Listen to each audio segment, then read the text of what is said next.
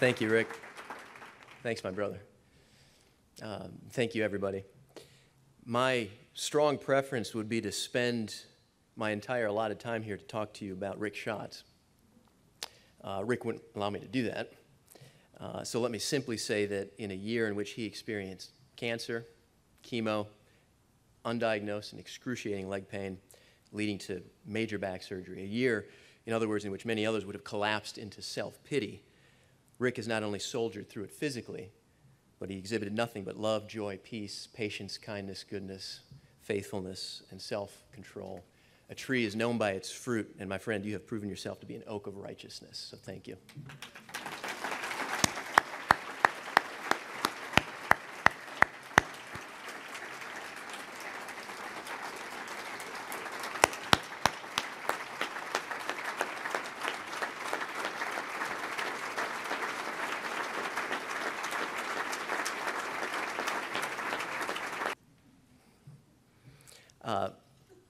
I also just quickly want to thank my parents who made a extremely tiring, long day's journey to be here today, but they have always raised me in a grace-based environment and trained me up in the way that I ought to go, so I want to thank them as well.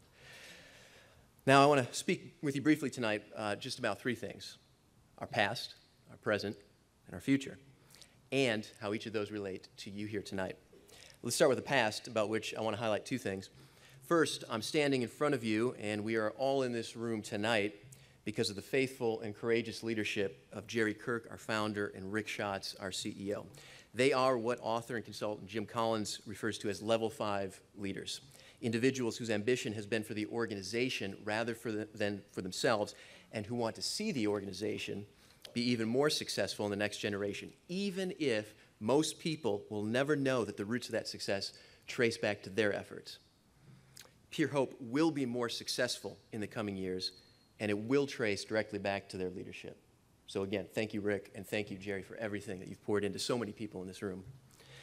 Second, I want to recognize and honor those individuals and families who are in this room tonight who have stood with and supported pureHOPE from the moment of its inception in 1983. Now, I have some bad news about that first, and that is this. For those of you who were in the room, present, when Jerry Kirk stood up and announced he was leaving College Hill Presbyterian Church to start this organization, it might seem like that was only yesterday. It was 30 years ago. And to take the edge off that, here are a few fun facts about 1983. Ronald Reagan was, of course, in his first term as president. Clint Eastwood first muttered the phrase, "Go ahead, make my day." Return of the Jedi was tops at the box office. Michael Jackson's Beat It was a #1 hit, great year. The computer mouse was invented. And I was entering the first grade. Now, my intention here is not to, how should I put it, provide anyone with an unwanted reminder of how fast time passes. I think Tim's already done that well enough for all of us here, especially us parents. But rather, it's to thank all of you who have stood with us for decades to faithfully advance this mission with us as part of this team.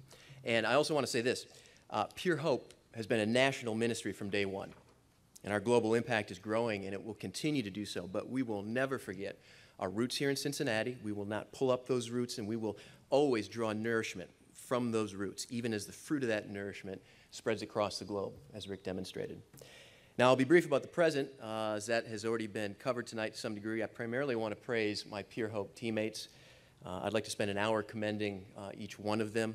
Of course, I can't do that, but I will say that I truly believe this is the team God has handpicked for this moment, and I'm very excited about that. I'm privileged to serve with each of them, and I do want to thank a couple of them, especially for making this evening what it is. This evening is such a wonderful event for our team, for many of you who faithfully come and support us each year. Especially, I want to thank Joanne Samad, who makes all of this happen, and Irene Rogers, Lynn Mottman, and Terry Fisher, who have worked long, long hours, as you would imagine, preparing the exquisite details of this evening, and so many others who are faithful friends of ours who have helped make this the beautiful evening that it is. I also want to thank Sean, and he does a great job. I do need to return his fire very quickly, and I'll just say, apparently his sense of style is much like his hair, lacking. But beyond that, we'll take it outside afterwards. Now, the future. I simply couldn't be more stoked about the future of pureHOPE than I am right now standing in front of you tonight. There are many reasons for that, but I want to cover just three specific ones. First, our issue, the issue of purity and wholeness or impurity and brokenness, is the issue of our age. And I don't say that to you just because I'm standing up in front of you tonight. I'm standing in front of you because I believe that is true. And the experts are confirming it. A recent study by the Pew Research Center just came out this week, hints at this. The Barna Group's research demonstrates this. Even Josh McDowell, one of the most important Christian writers and apologists of the past 50 years, says that porn is the issue of the 21st century. And this was driven home for me just recently when I met with a couple on the West Coast whose 9-year-old son had been exposed to digital porn. And after our meeting, the father emailed me and wrote this as he expressed his support for the ministry of Pure Hope. He said, "I believe internet porn to be the greatest threat to our country that I can imagine, much greater than the threat of terrorism. Unless the church, Christian schools, and Christian families become more aware and then spread the awareness, I shudder to think of the implications and what America will look like 20 years from now." This is why we need individuals, families, and churches leading lives of prayer, understanding, resolve, and engagement. And this is why we need your prayer and support in this endeavor. Second reason I'm excited about the future is the ability we have to innovate and impact lives in new ways. The truth we bring is eternal. And the prophet Jeremiah called this truth the ancient paths. But in the digital age, we've got unbelievably powerful tools at our disposal to connect people across the globe with those ancient paths. That's what we're all about.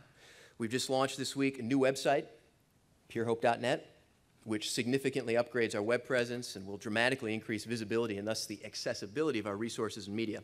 In fact, I was in a meeting with Josh McDowell just recently in Dallas. He told me after this meeting, he said, "I'm sending people to Pure Hope's website everywhere I go." Well, with the new site up, we're going to be able to handle that traffic, thankfully. And I want to pause here to thank Michelle Ashley, our Director of Communications, who's done an incredible job getting this project up and running and coordinating that with the team at Soundpress Design, who expertly guided us through not just the recent rebrand, but also this redesign of the site. I'm very thankful for their partnership. Also, we're drastically expanding our social media presence right now, especially in the last month since hiring Asia Walker, one of our former interns, as our social media coordinator. Facebook, Twitter, LinkedIn, Pinterest. In fact, one second. She insisted that I take a photo and tweet that immediately after I get down the podium. Facebook, Twitter, LinkedIn, Pinterest, and our blog, touching lives across the world, and they will be the platforms for several innovative projects we're going to launch in 2013, including new online parenting events to equip people across the country and across the globe in a way that they can access and that's relevant to them. And then our Undefiled sermon series, which Rick alluded to. It's going to equip entire churches for freedom, purity, and the pursuit of justice. The opportunity and the need was driven home for me by a recent comment on our blog from a female counselor in India seeking downloadable files of our conference teachings, not just the streaming files we had available. I'm like, okay. But that demonstrates that we need to do more. It's not good enough just to have stuff. We have to have it in the way people need it, and that's what we're going to be about. We're going to be getting resources in the way that people, whether they're in Indiana or India, can access us and access the solutions that we're bringing. Finally, I'm excited about the future because I believe we're approaching a turning of the tide. We'll go all across the country and minister, and across the country I see eyes opening up to the increasing darkness, and I sense the beginnings of an uprising of a new generation of parents and young adults who desire to shine like the stars in the heavens and lead many others in their generation into righteousness and hope. Our God is a God of hope. And throughout redemptive history, we see him moving just when all hope seemed lost. I believe we are on the cusp of just such a time, and I believe Pure Hope has a significant role to play in that move. That's why I'm here, that's why our team is here, and that's why we need you. If you've been standing with us for years, thank you from the bottom of our hearts. But help us go to the next level now. And if you're just learning about us, I invite you on board tonight, because I'm going to tell you, this ship is setting sail. And though the seas can get choppy, once you embrace the power of a life of prayer, understanding, resolve, and engagement, I can tell you from personal experience, you will never be the same. So thank you all very, very much for being with us tonight. I'll invite my man Sean back up here to close our time together.